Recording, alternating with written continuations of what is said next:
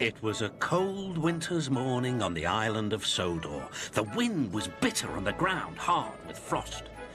Thomas and Percy were cold and cross. All I want is a warm boiler, huffed Thomas. Firelighter knows that. He's late. He's not late, replied Percy. This cold weather woke us up early. Gusts of wind swirled flakes of snow towards Thomas. Then they swooshed round Percy too. Why don't we talk about something else, shivered Percy. Yes, like how silly we look when our funnels turn into icicles. That's not funny. Maybe we'll stop feeling cold if we talk about warm things like sunshine and steam. And firelighters, muttered Thomas. Scarves, continued Percy. Scarves? That's what you need, Percy. A woolly scarf round your funnel. Thomas was only teasing, but Percy thought happily about scarves until the firelighter came. The Fat Controller was enjoying hot porridge for breakfast. He was looking forward to taking important visitors on a tour of the railway and had pressed his special trousers. I shall put them in my trunk and change into them just before the photographs are taken, he said to his wife. Then he set off to catch his train. Percy was now working hard. His fire was burning nicely and he had plenty of steam. But he still thought about scarves. He saw them everywhere he went.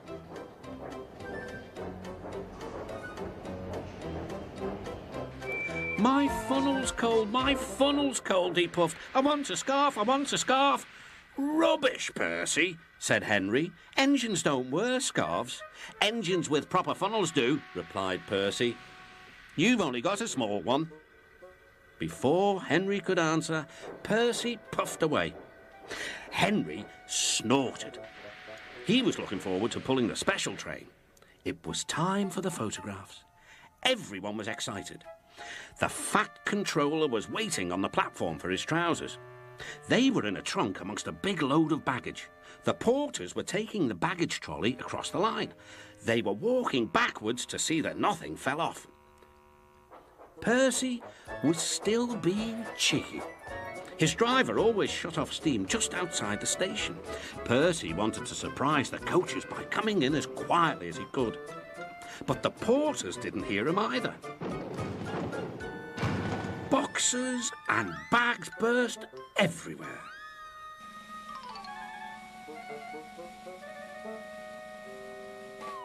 Oh! groaned Percy.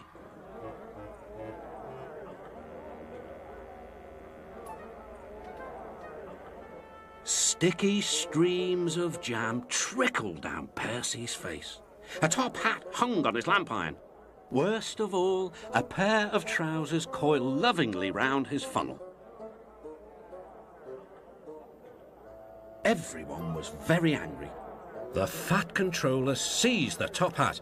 "Mine," he said. "Percy, look at this." "Yes, sir, I am, sir." "My best trousers, too." "Yes, sir. Please, sir." "We must pay the passengers for their spoiled clothes, and my trousers are ruined. I hope this will teach you not to play tricks with the coaches." Percy went off to the yard. He felt very silly. On the way, he met James. "Hello, Percy. So you found a scarf, eh? But legs go in trousers, not funnels." And he puffed away to tell Henry the news. That evening, Thomas and Percy were resting in the shed. Percy's driver had taken away the trousers and given Percy a good rub down. "Firelighters promised to come early tomorrow," said Thomas. Henry arrived. He'd enjoyed taking the visitors around, and now he felt sorry for Percy too. "Driver says the weather will be warmer tomorrow. You won't need a scarf, Percy." "Certainly not," replied Percy. "Engines don't need scarves. Engines need warm boilers. Everyone knows that."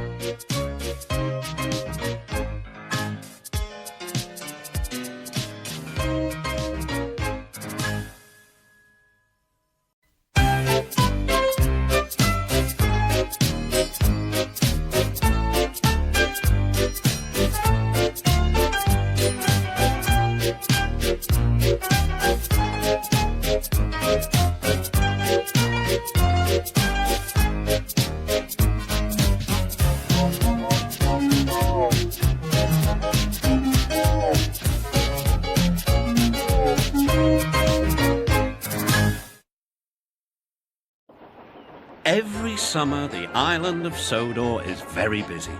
Holidaymakers love to sightsee, and when the weather is fine, there is no better place to visit.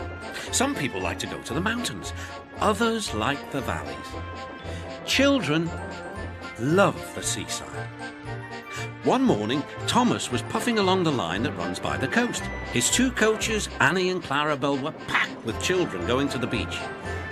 Everyone was happy. Percy was taking some trucks to the harbour. "Hello, Thomas. You look cheerful. I wish I could take children today instead of trucks." "They're the Vicar's Sunday School," explained Thomas. "I'm busy this evening, but the station master says I can ask you to take the children home." "Of course I will," promised Percy. Later, Percy saw Harold. "Sorry, Percy, can't talk. I'm on high alert." "Why?" "Bad weather's due. My help's always needed. Mind how you go, Percy." "Ah, off, Percy. As long as I've got rails to run on, I can go anywhere in any weather anyhow. Goodbye." He set off for the beach. It was a beautiful day, but Edward was worried. "Be careful," he warned. "There's a storm coming." "A promise is a promise," thought Percy, no matter what the weather. The children had a lovely day, but by tea time, dark clouds loomed ahead. Annie and Clarabelle were glad when Percy arrived. He was just in time. Rain streamed down Percy's boiler. Oh, he shivered and thought of his nice dry shed.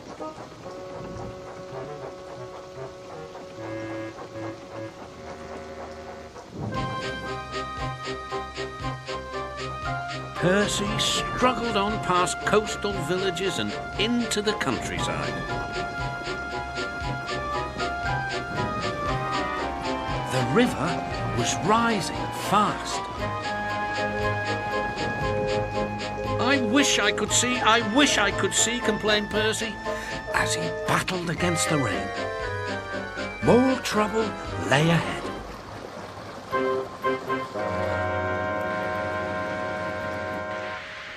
"Oh," hissed Percy, "the water is sloshing my fire." Percy's driver and fireman had to find some more firewood. "I'll have some of your floorboards, please," said the fireman to the guard. "I only swept the floor this morning," grumbled the guard, but he still helped.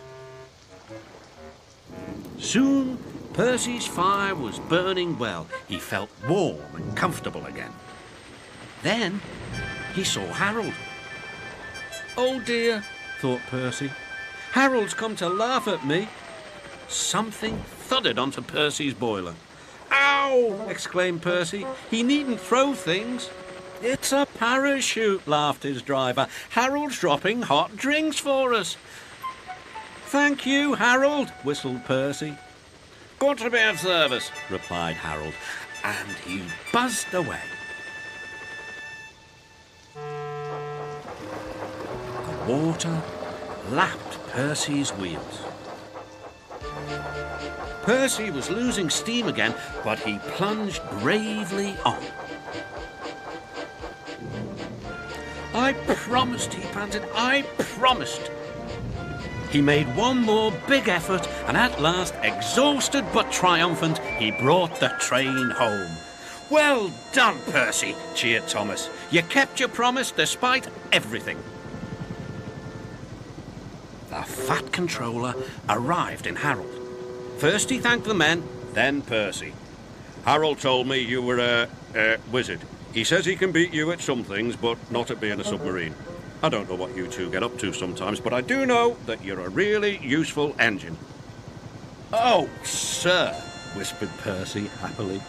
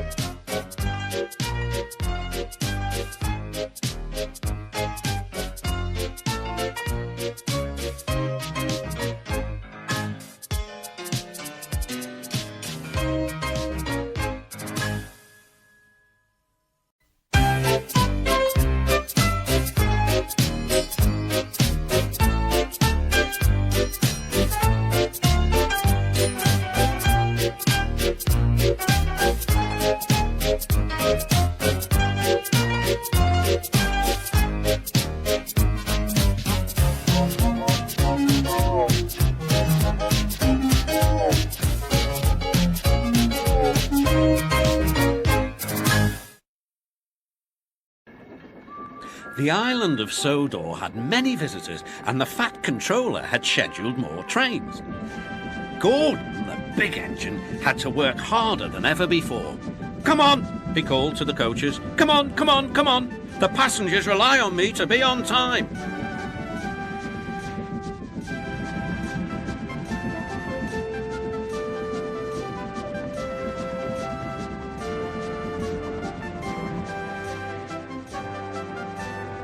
Whenever Gordon finished one journey,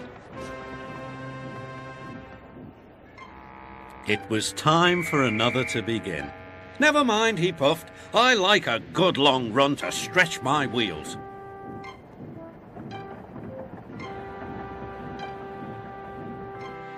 Even so, the fat controller decided that Gordon needed a rest. James shall do your work.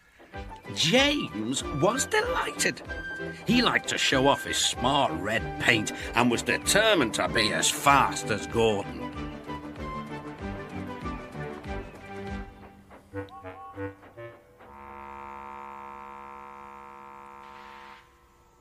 "You know, little Toby," he boasted, "I'm an important engine. Everyone knows it. I'm as regular as clockwork, never late, always on time." "Says you," replied Toby. Just then the fat controller arrived. "Your parts are worn, Toby, so you must go to the works to be mended." "Can I take Henrietta, sir?" "No. What would the passengers do without her?" Toby saw Percy by the water tower. "Don't worry, Toby," said Percy. "I'll take care of Henrietta until you get back." Soon Toby was out on the main line. He clanked as he trundled along. He's a little engine with small wheels. His tanks don't hold much water. He had come a long way and began to feel thirsty. In the distance was a signal. "Good," he thought. "There's a station ahead. I can have a nice drink and a rest until James has passed." Toby's driver thought so too. Toby was enjoying his drink when the signalman came up. He had never seen Toby before. Toby's driver tried to explain, but the new signalman wouldn't listen. "We must clear the line for James with the express. You'll have to get more water at the next station." Toby clanked sadly away.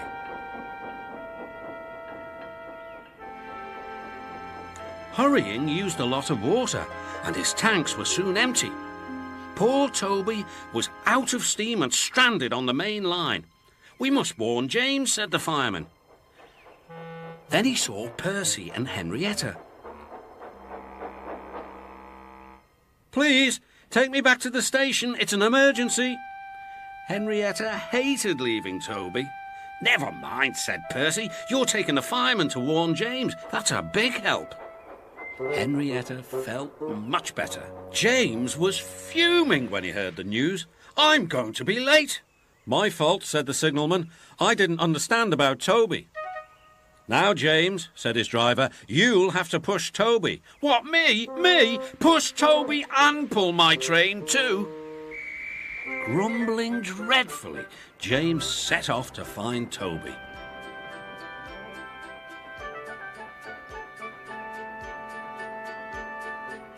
He came up behind Toby and gave him a bump. "Get on, you!"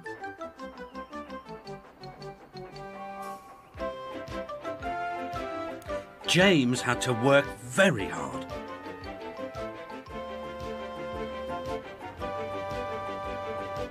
When he reached the workstation, he felt exhausted. Some children were on the platform. "Coo," said one. "The express is late and it's got 2 engines. I think James couldn't pull it on his own, so Toby had to help him." "Never mind, James," whispered Toby. "They're only joking." "Ha ha!" said James.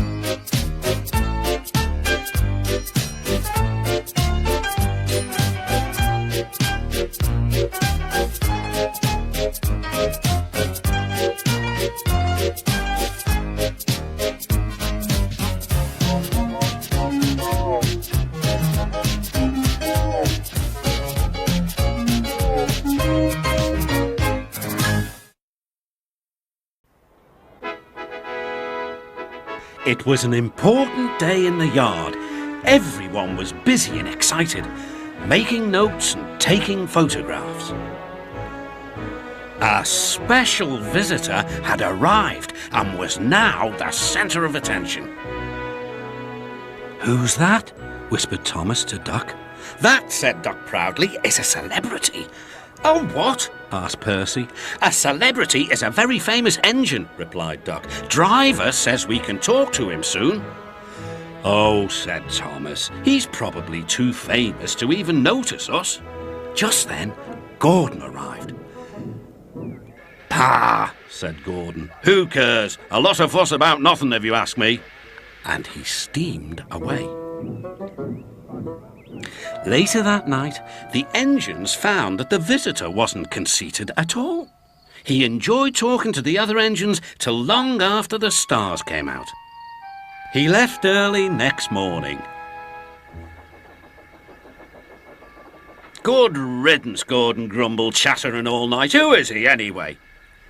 "Doc told you," said Thomas. "He's famous." "As famous as me," huffed Gordon. "Nonsense." "He's famouser than you," replied Thomas. "He went 100 miles an hour before you were thought of." "So he says," snorted Gordon. "But I didn't like his looks. He's got no dome. Never trust domeless engines. They're not respectable. I never boast, but I'd say that 100 miles an hour would be easy for me." Duck took some trucks to Edward's station. "Hello," called Edward. "That famous engine came through this morning. He whistled to me. Wasn't he kind?" "He's the finest engine in the world," replied Duck. Then he told Edward what Gordon had said. "Take no notice," soothed Edward. "He's just jealous. Look, he's coming now." Gordon's wheels pounded the rails. "He did it, I'll do it. He did it, I'll do it." Gordon's train rocketed past and was gone. "He'll knock himself to bits," chuckled Duck.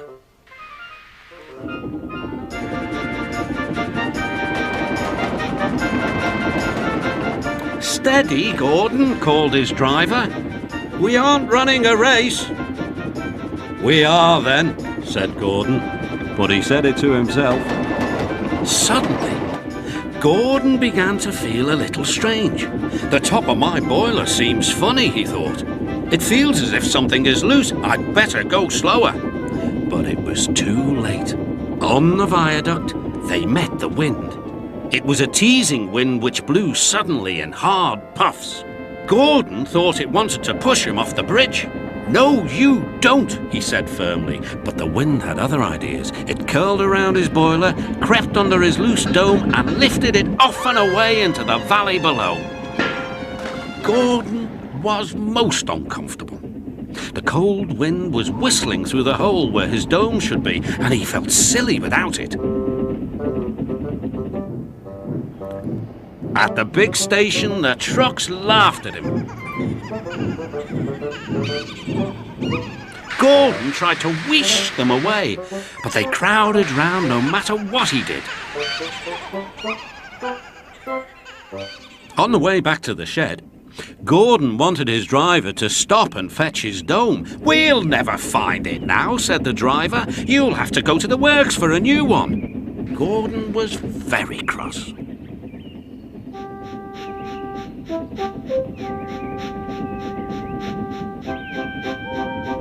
"I hope the shed is empty tonight," he huffed to himself. But all the engines were there waiting.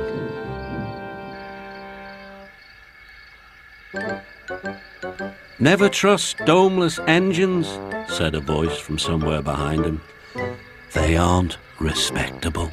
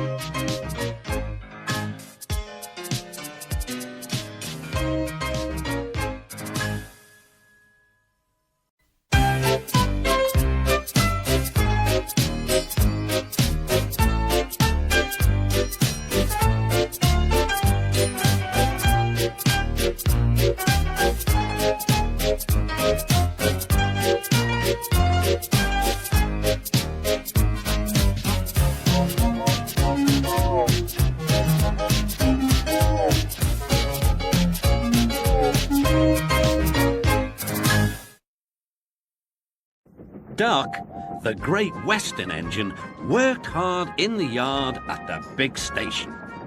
Sometimes he pulled coaches. Sometimes he pushed trucks. But whatever the work, Duck got the job done without fuss. One day, Duck was resting in the shed when the Fat Controller arrived. Your work in the yard has been good. Would you like to have a branch line for your own? "Oh, yes, please, sir," replied Duck. So Duck took charge of his new branch line. The responsibility delighted him. The line runs along the coast by sandy beaches till it meets a port where big ships come in. Duck enjoyed exploring every curve and corner of the line. Sea breezes swirled his smoke high into the air, and his green paint glistened in the sunlight. "This is just like being on holiday," he puffed.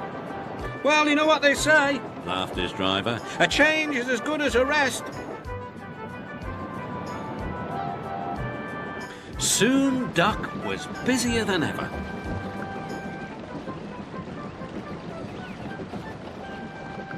The Fat Controller was building a new station at the port, and Duck pushed the trucks wherever they were needed. Bertie looked after Duck's passengers, and the other engines helped too, but the work took a long time. Noise and dust filled the air. "Don't worry," whistled Toby. "The station's nearly finished." "And on time too," said Duck, thankfully. Duck felt his responsibility deeply and talked endlessly about it.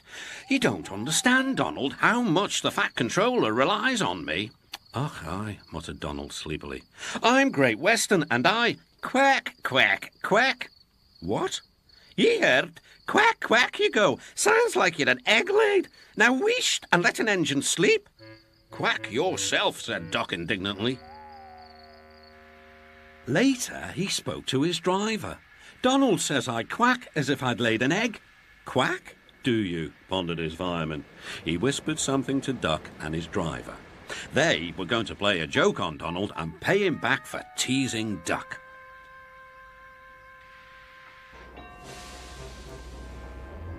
The engines were busy for the rest of the day, and nothing more was said. Not even a quack.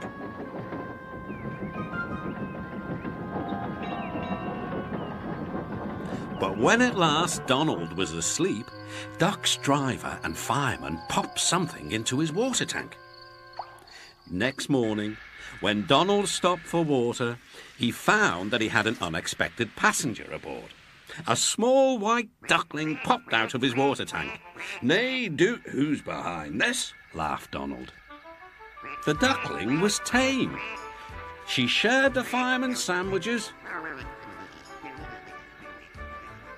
and rode in the tender. The other engines enjoyed teasing Donald about her. Presently, she grew tired of travelling and hopped off at a station, and there she stayed.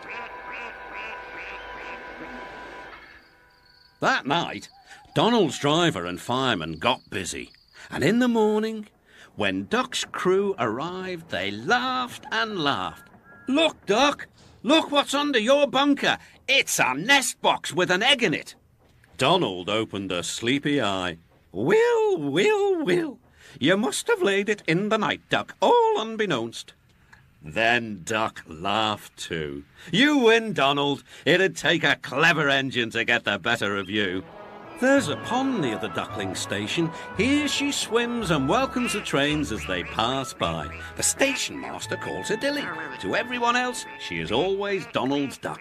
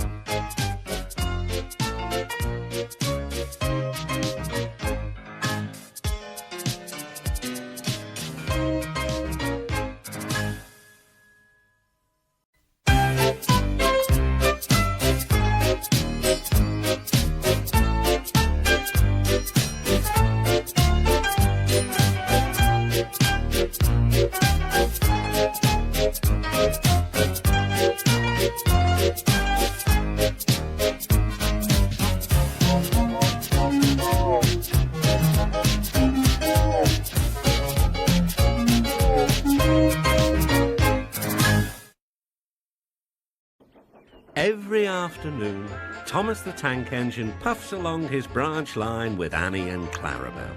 First, they pass the watermill. Next, they come to a big farm. Then, they can see a bridge with a village nestled either side of it. This is a special place. Whenever children hear Thomas coming along, they stand on the bridge waving until he is out of sight. One day, Thomas was running late. He had stopped at the signal before the bridge to talk to some new children. Percy was waiting too. "Hurry up, Thomas," called Percy when the signal dropped. "If you're late, the Fat Controller may get a new engine to replace you." He would never do that, thought Thomas, but he was worried. Next day, Thomas hurried along the line. Just ahead was a goods yard. There, on the platform, was an inspector waving a red flag. Next, Thomas saw some children. They were waving too. Something must be wrong, thought Thomas. This station is for goods, not passengers. "Help, Thomas, help! We are glad to see you," called the children. "Please, will you take us home?" The station master explained to Thomas's driver that the school bus had broken down and that all the parents would be worried if the children were late. Thomas waited as the children walked down from the bridge. Then he took them to the next station, where Bertie was waiting to take them home. When Thomas finished his journey, he was very late. He was worried that the Fat Controller might be cross with him. "I warned Thomas," puffed Percy to James. "He's been late one time too many. He'll be in trouble now."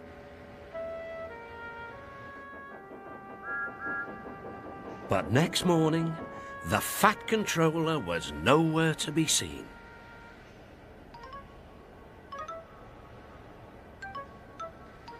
"Thank goodness," sighed Thomas.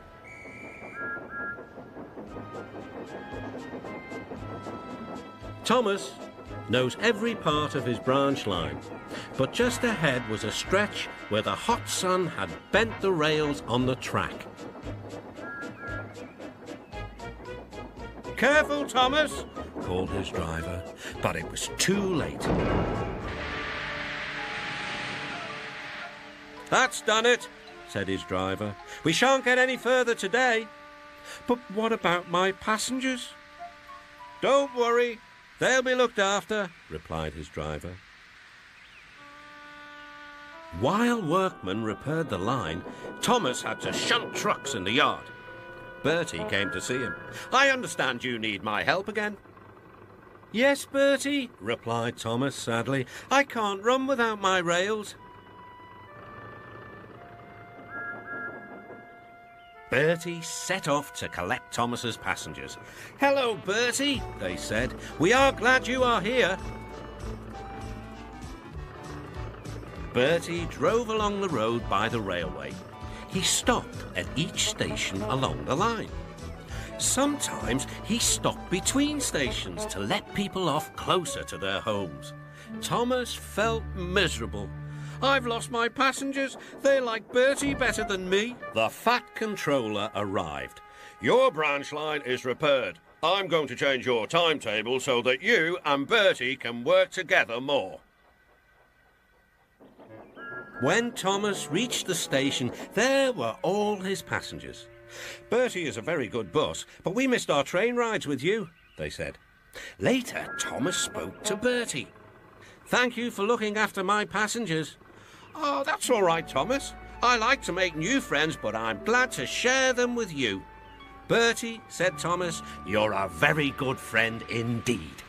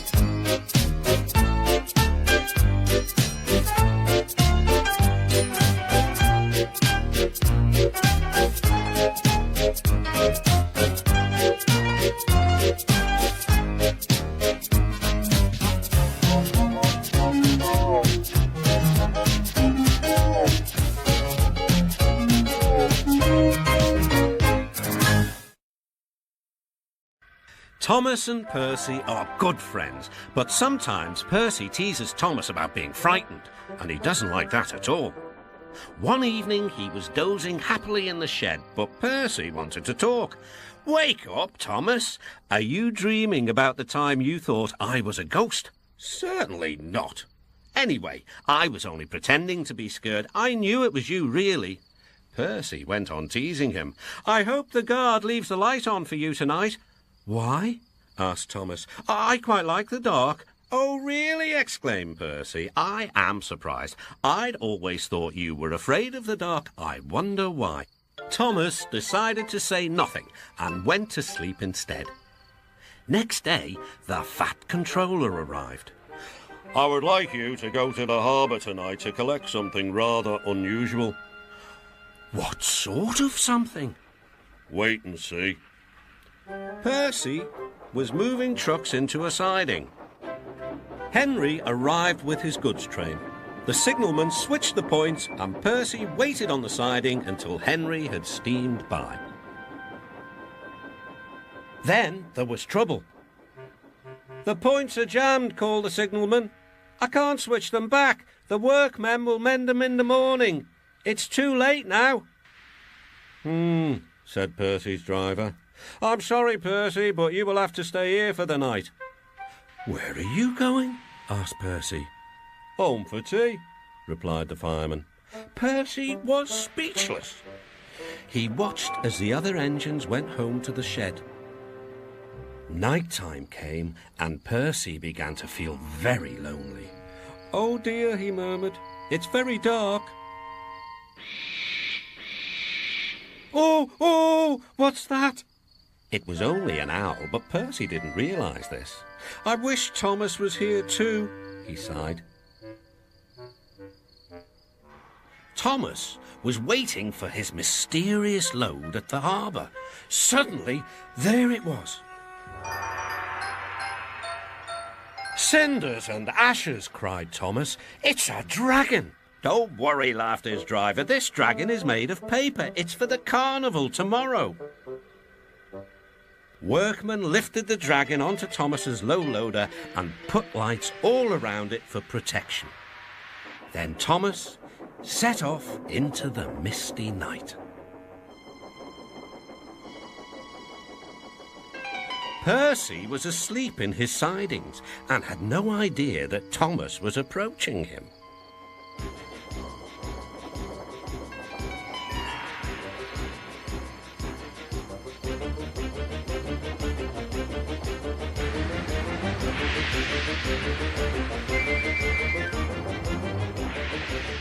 "Help!" cried Percy. "I'm not going to open my eyes until my driver comes." Next morning, the points were mended and Percy puffed back to the junction. Gordon was just about to leave with the express. "You'll never guess what I saw last night." Gordon was in no mood for puzzles. "I'm a busy engine. I don't have time for your games." "I've seen a huge dragon. It was covered in lights." Gordon snorted. You've been in the sun too long. Your dome has cracked. When the other engines heard the news, they laughed too. "Look out, Percy," chuckled James, "or the dragon may gobble you up." "No one believes me," puffed Percy. "Maybe I did imagine the dragon after all." But Percy soon found out that he hadn't. "Help! Save me!" cried Percy. "It's all right," whistled Thomas, and he explained about the carnival. "By the way, how was your night out?" Percy decided to tell Thomas the truth. "Well, Percy," said Thomas, "maybe we do get scared sometimes, but if we're not afraid to tell each other, then that means we're quite brave too."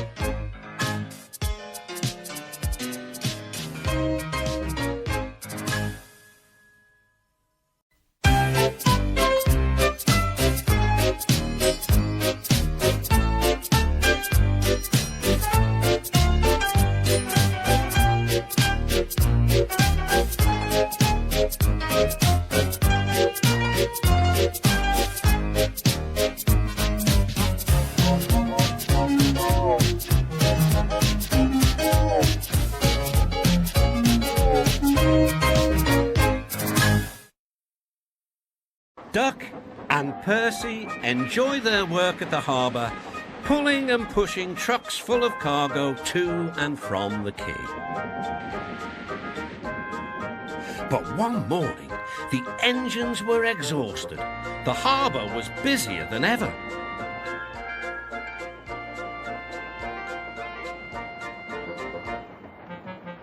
The Fat Controller promised that another engine would be found to help them. "Huh, it's about time," said Percy. "I ache so much I can hardly get my wheels to move," agreed Duck. They waited for the engine to arrive. It came as a shock when he did. "Good morning," squirmed Diesel in his oily voice. The two engines had not worked with Diesel for a long time. "What are you doing here?" gasped Duck. "Your worthy fat, Sir Topham Hatt sent me. I hope you are pleased to see me. I am to shunt some dreadfully tiresome trucks." "Shunt where?" said Percy suspiciously. "Where?